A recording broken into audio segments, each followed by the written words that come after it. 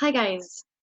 Okay, so moving on from the adjectives and the rules that we have for agreeing the adjectives, I'd like to really quickly revise the comparatives and the superlatives because we actually use the adjectives for that. The reason why I want to quickly revise it is because it's super simple. You've probably learned it in year 7. As soon as I'll tell you what it is, you'll be like, oh yeah, of course. And it actually can give you some points. Because when you have a look at the range of vocabulary and the diversity of vocabulary for a written answer, or even for your conversation, comparatives actually is worth a tally in the box of structures that you're using. So it's always nice to have it. So moving on to my little whiteboard. There we are. Brilliant. So comparatives here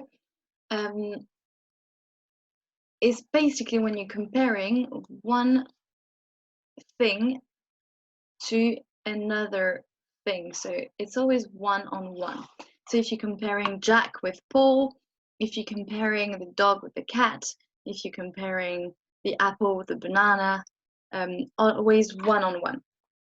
And here, it's so simple. It's actually exactly the same than the English, sorry. So if you, in English, you're saying that Paul is more intelligent. So using the more something than someone is the structure we're going to use. So is more intelligent than Jack, let's say.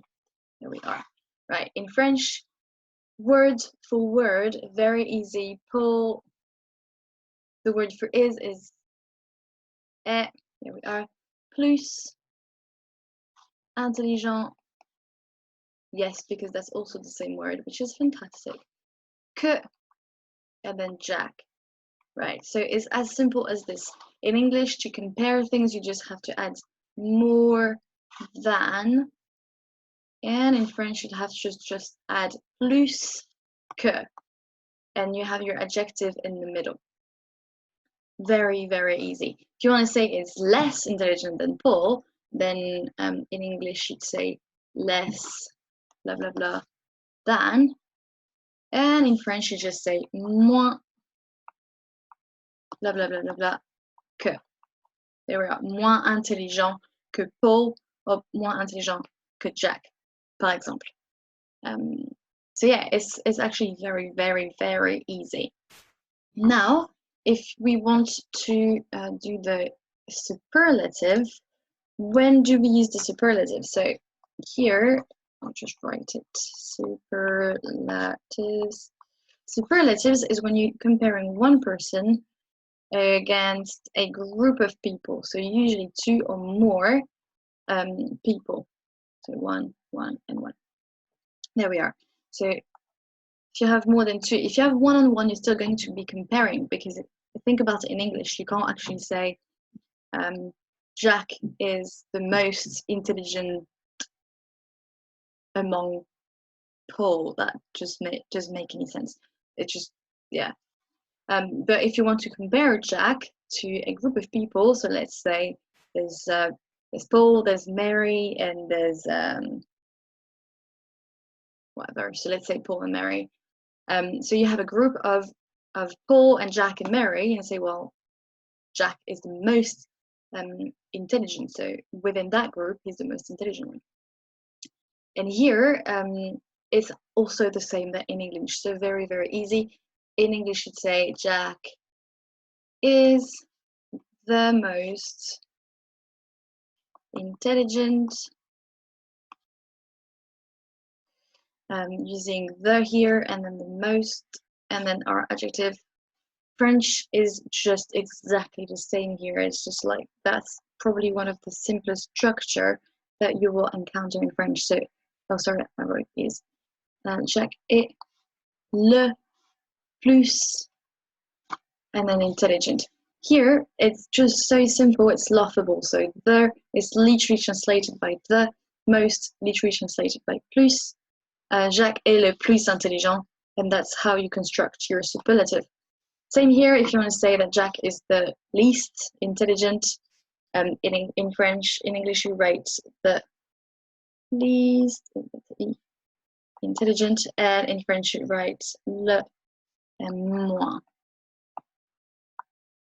Just so easy. So yeah, there's not more to say really. There's not really there are some exceptions actually, now I think about it, for adjectives like good. So if you want to say, let's take another here. So for example, if you want to say that Jack is better than Paul, it's the same thing in English. Look, better is not using the more. You have some exceptions. In French, you say Jack est meilleur que Paul, right? So some exception exists, but just like some exception exists in English, just like here, better, and it's the same in French. So I'll drop you a list of irregular adjectives that actually use that kind of structure.